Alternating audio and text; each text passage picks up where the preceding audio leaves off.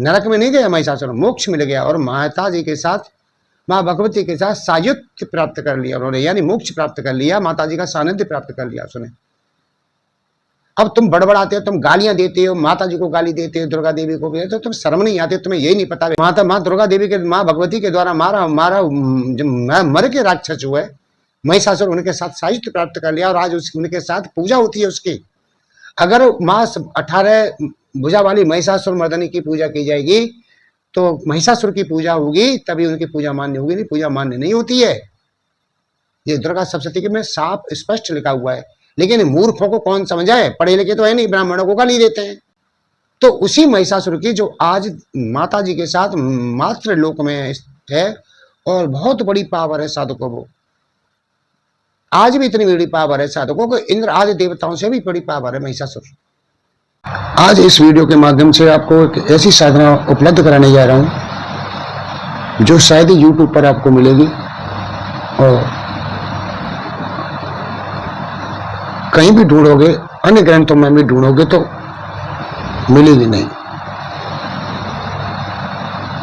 अब आप कहोगे कि गुरुजी ऐसी कौन सी साधना आप बताने जा रहे हो, तो साधकों ये साधना जो है महिषासुर की साधना बताने जा रहा हूं आपको। अब महिषासुर की साधना बताने से पहले साधकों मैं महिषासुर के बारे में थोड़ा सा प्रकाश डाल दूं। साधकों महिषासुर के बारे में मैं तुम्हें बता दूं कि ये बहुत बड़ा दैत्य था महिषासुर।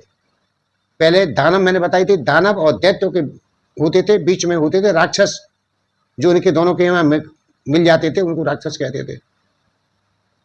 तो ये बहुत बड़ा दैत्य था राक्षस, इतना बड़ा दैत्य था, इसने इतनी बड़ी शक्तियां पावर हासिल कर रखी थी अपने तपोबल के द्वारा। ये अभी आज की बात नहीं है साधकों, ये सतयुग के लगभग की बात है, आज नहीं हुआ है महिषासुर जो आप समझो महिषासुर हो रहे हैं। और महिषासुर के नाती आज घूम रहे हैं सतयुग में, ये भी नहीं पता चला कि सतयुग में कौन किसका था, कहाँ था, अरबों साल चली गई, आज इनके नाती बन रहे हैं ये महिषासुर के। कोई नहीं पता है कोई किसका है, मुसलमानों के आक्रमण हुए भाग गए, कोई किसी को नहीं, कौन की कुल देवी कोई नहीं पता, किसी को ये नहीं पता हम कहाँ के रहने वाले, कौन कहाँ थे, कहाँ भागा, जान बचा बचा के भागे थे।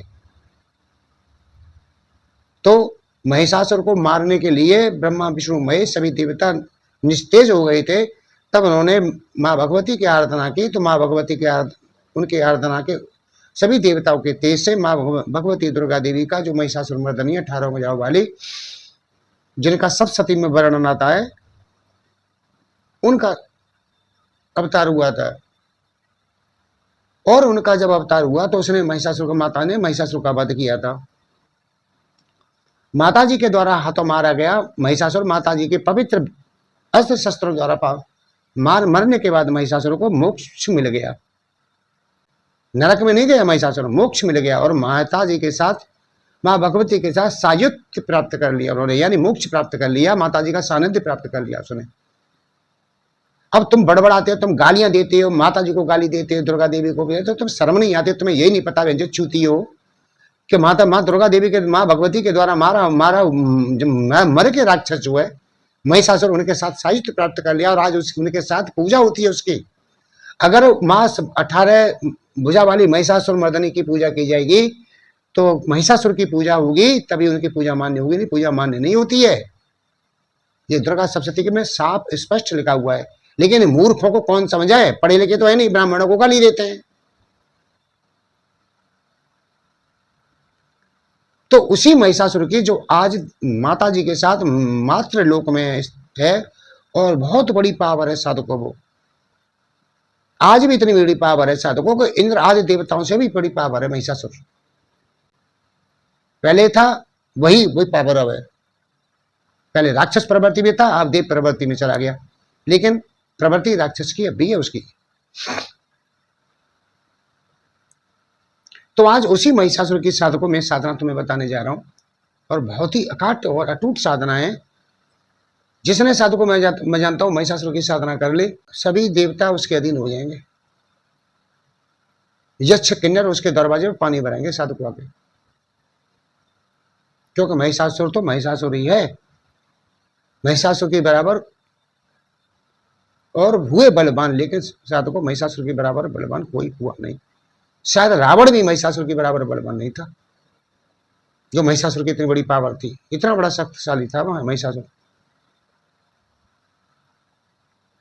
तो साधकों में आज उसी महिषासुर की साधना, उसी महिषासुर वीर की साधना में तुम्हें बताने जा रहा हूं।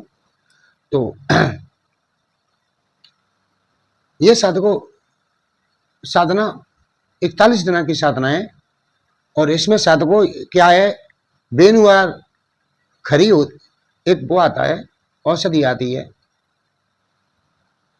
और सफेद चंदन का चूरा, काली उदर और काली उदर उर्द जो होती है, देखी होगी दाल बनती है, काली उर्द जो होती है, इसकी आप अग्नि पर जलाएं और उसकी धूनी दें। आप जहां साधना कर रहे हो, दक्षिण की ओर मुंह करके साधना करनी पड़ेगी साधकों आपको, और कृष्ण पक्ष में साधना करनी है आपको, और काले वस्त्र पहन के साधना करनी है, काला कंबर काले वस्त्र आदि पहन के साधना करनी है आपको। ये काला ही आसन होगा इसके लिए, और कृष्ण पक्ष से ये साधना करनी है शनिवार से आपको ये। और इस कोई और कुछ नहीं है, ना कोई दीपक लगाना है, ना कोई ज्योति करनी है, ना कोई भोग लगाना है, कोई कुछ नहीं है साधकों। केवल ये धूनी देकर रोज आपको 41 दिन तक मंत्र को जप करना है। अब 41 दिन के बाद आप धूनी दें 42वें दिन, लेकिन मंत्र को जप ना करें साधकों। 42, 43, 44 दिन 3 दिन मंत्र का जप ना करें आप, और फिर 2 दिन जब उसके बाद में फिर 2 दिन जप करें और धूनी रोज देते रहें, जप करें 2 दिन जप करें, और फिर चंदन के चूरे से एक भैंसा बनाएं और उसको शराब पिलाएं, ठीक है। और लहसुन की 7 कली उसके पेट में डाल दें और लाल कपड़ा उसके सिर पर बांध दें और कहें कि ले तेरा चूल्हा मैंने तो ये दिया, वीर अब प्रसन्न हो, खुश हो जा, दर्शन दे। इसके बाद चंदन का जो महिषासुर तुमने बनाया उसे दोबारा शराब फिर पिलाएं, और एक अंडा लेकर नदी के किनारे जाएं और जल में उस महिषासुर को जो तुमने बनाया है उसे ऐसे करके धो दें उसे, और वहीं अंडा फोड़कर उसमें शराब डालकर उसमें विसर्जन कर दें। ये तुम्हारा हो गया। अब फिर घर आए, आप घर आकर वही प्रक्रिया करें, आप वही धूनी दें और मंत्र को जपें। उसी दिन महिषासुर सिद्ध हो जाएंगे, तुम्हारे सामने प्रत्यक्ष दर्शन कर दे जाएगा। और साधकों जिसने महिषासुर को सिद्ध कर लिया उसके बारे में क्या कहूं साधकों, में कह नहीं सकता हूं।